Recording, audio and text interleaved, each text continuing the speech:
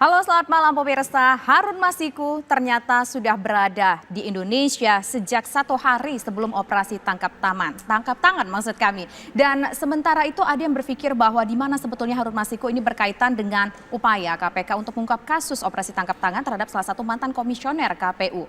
Lantas pemirsa, di mana sebetulnya Harun Masiku dan sehebat apa sebetulnya Harun Masiku ini pemirsa? Dua sisi hadir malam hari ini dengan tajuk Teka-teki Harun Masiku. Saya sudah mengundang 4 orang narasumber, siapa saja mereka? Saya perkenalkan satu persatu. Yang pertama ada Pak Iwayan Sudirta, merupakan pengacara dari PDIP. Selamat malam Pak Wayan.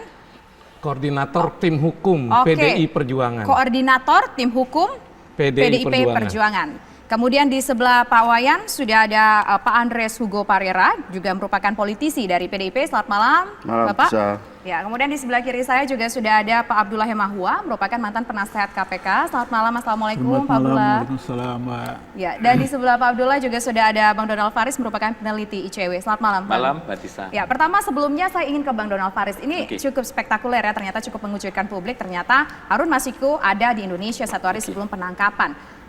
Bagaimana ICW melihat soal permasalahan ini? Sehebat apa ya sebetulnya Harun Masiku sehingga ada beberapa pihak yang menilai bahwa tampaknya Harun Masiku ini dalam tanda kutip ya, kita tidak menuduh, dalam tanda kutip diumpetin sehingga ada juga pejabat yang kesannya dalam tanda kutip lagi melindungi Harun Masiku. Kalau kita lihat sebenarnya kasus-kasus yang ditangani oleh KPK, kasus yang terjadi dugaan penyuap terhadap pimpinan KPU yang diduga dilakukan oleh Harun Masiku, dari segi kasus sebenarnya bukanlah kasus yang tergolong rumit, karena bukan case building dibangun dari bawah.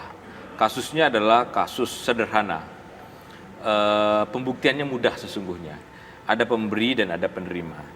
Tetapi aktor yang diduga terlibat orang besar, melibatkan partai besar, akhirnya kemudian kasus ini menjadi rumit dari sisi politiknya, bukan dari sisi penegakan hukum. Apalagi kemudian kita lihat begitu banyak pihak-pihak yang punya konflik kepentingan di dalam kasus ini. Misalnya? Satu, misalkan saja posisi Menteri Hukum dan HAM, Yasona Laili, kader PDIP, kemudian juga Ketua Bidang Hukum DPP PDI Perjuangan. Kita ketahui bahwa Direktur Jenderal Imigrasi itu secara struktural itu berada di bawah Kementerian Hukum dan HAM. Maka apa yang kita lihat hari ini, pernyataan sebelumnya bahwa Menkumham menyatakan bahwa dia tidak berada di Indonesia dan kemudian diralat oleh bagian Humas Direktur Jenderal Imigrasi, menurut saya bukan soal informasi yang berbeda. Ada dugaan kami intensi pemberian informasi yang keliru kepada publik. Itu problem, begitu. Dugaan kami begitu, dilakukan informasi yang diduga sengaja. Maka hari ini ICW melaporkan dugaan obstruction of justice, menghalang-halangi proses penyidikan dengan terlapor Menteri Hukum dan HAM Yasona Laili kepada Komisi Pemberantasan Korupsi.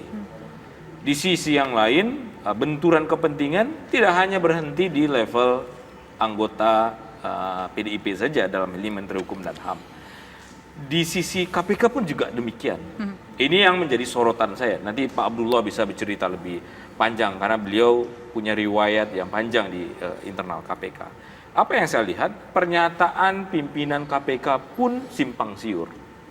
Ada pimpinan KPK yang menyatakan bahwa berkeyakinan dia masih berada di luar negeri. Bahkan tadi kita mendengar cuplikan sebentar Ketua KPK Firly yang sangat meyakini beliau masih berada di luar negeri, padahal sudah berada di Indonesia. Yang kedua, kesimpang siuran yang tidak kalah pentingnya adalah pernyataan salah satu pimpinan KPK juga yang menyebutkan mereka sudah memberikan permohonan izin penggeledahan kantor DPP PDIP kepada Dewan Pengawas. Tapi faktanya, kalau kita dengar pernyataan dari anggota Dewan Pengawas, implisit menyatakan surat itu belum pernah datang di meja mereka. Ini yang pernyataan yang tumpang tindih. Saya mengatakan, Tisa, kasus ini kasus sederhana. Kalau kita analogikan sebuah kolam, ikannya kelihatan, airnya bersih, sesederhana itu, tapi karena kepentingan tertentu, kolamnya diobok-obok, sehingga ikannya menjadi susah untuk ditemukan. Kepentingan apa? Kita ingin tangkap, kepentingan apa? Mungkin untuk kalimat yang lebih sederhananya. Kepentingan penegakan hukum itu kan selalu dengan kontra dengan kepentingan orang yang tidak mau penegakan hukum. Siapa orang itu menurut Bang dibongkar?